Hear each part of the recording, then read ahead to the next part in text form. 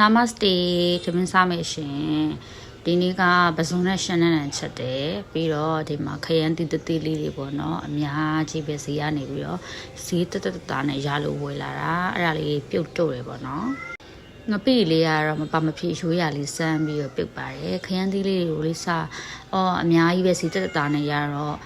တော့ထဲထဲမှာပိုးတွေများရှိမလားပေါ့နော်စိတ်ပူနေတာတကယ်တမ်းကျတော့ခရမ်းသီးတွေခွဲလိုက်တာတခုမှပိုးမရှိပါဘူးထဲမှာဖွေးပြီးတော့တန့်နေရပဲတယောက်စာချက်စားရတာတနေ့အလုံးရှုပ်တယ်ပေါ့နော်အဲအကြောင်းကျမထမင်းကိုတိတ်မစားတာမုတ်တွေပဲဖူပန်တာနေအော်ရာမှာစားဖြစ်တယ်လမ်းထိပ်ကိုကျမမုတ်ထက်စားတယ်အင်းရှိရလာသမျှအသေးလေးခေါ်စားတယ်အဲ့လိုမျိုးပေါ့နော်ကျမမုတ်ပဲအဲ့လိုပတ်စားနေတာထမင်းတွေပါကြီးအသိမစားဖြစ်ဘူးထမင်းကတော့အိမ်မှာပုံမှန်ချက်တယ်ဟင်းကကျတော့ကျမအဖေရဲ့ကျမအမေရဲ့ကျမရဲ့အိမ်မှာ3ယောက်ထဲနေတာမောင်လေးတွေကအလုပ်ထဲမှာနေရပေါ့နော်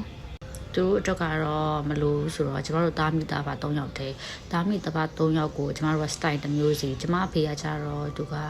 လူကြီးဖြစ်နေပြီဆိုတော့သွားတိတ်မကောင်းတော့ဘူးမကောင်းတဲ့အတွက်ကြောင့်မို့သူကအမားစာမစားနိုင်ဘူး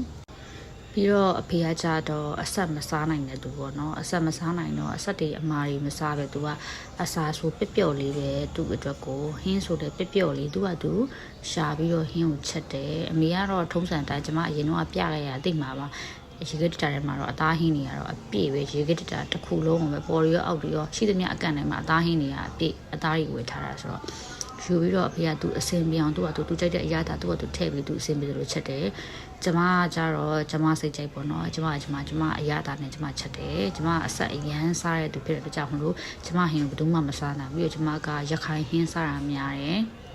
စီပြန်ရေချမ်းတွေပါရေးတိတ်မကြိုက်ဘူးစီပြန်လည်းမကြိုက်ဘူးရေချမ်းလည်းမကြိုက်ဘူးကျမရခိုင်ဟင်းဆက်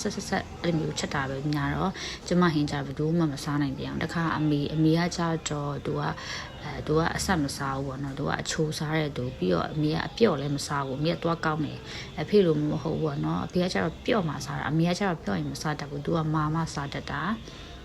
ပြီးတော့သူအဆက်မစားဘူးပေါ့နော်အဲ့တော့ကျမတို့ကတယောက်နဲ့တယောက်နေရအကြိုက်ချင်းမတူဘူးအမေကချက်စားတယ်အဖေ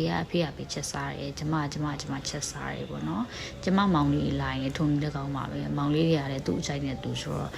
သူတို့ချက်စားတယ်အိမ်မှာကမိဖို့ကမပူရအောင်ကျမတို့ digital ဦးနဲ့ချက်တယ်ကျမအိမ်မှာဒယ်နီပဲ3လုံးရှိတယ်ဆိုတော့အဖေတစ်လုံးအမေတစ်လုံးမောင်လေးတွေကတစ်လုံးချက်တယ်ပေါ့နော်အဲ့တော့သူ့ဟန်သူဟင်းချက်စားကြတော့တိတ်ပြီးတော့အလုံးမရှုပ်ဘူးပေါ့နော်ပြန်လည်းမဆောင်ရအောင်ကိုကြိုက်တာကိုချက်လိုက်တာပဲအိမ်မှာလာနေရင်တော့ဟင်းကမျိုးစုံကိုစားရမှာမပူနဲ့တယောက်တစ်မျိုးစီ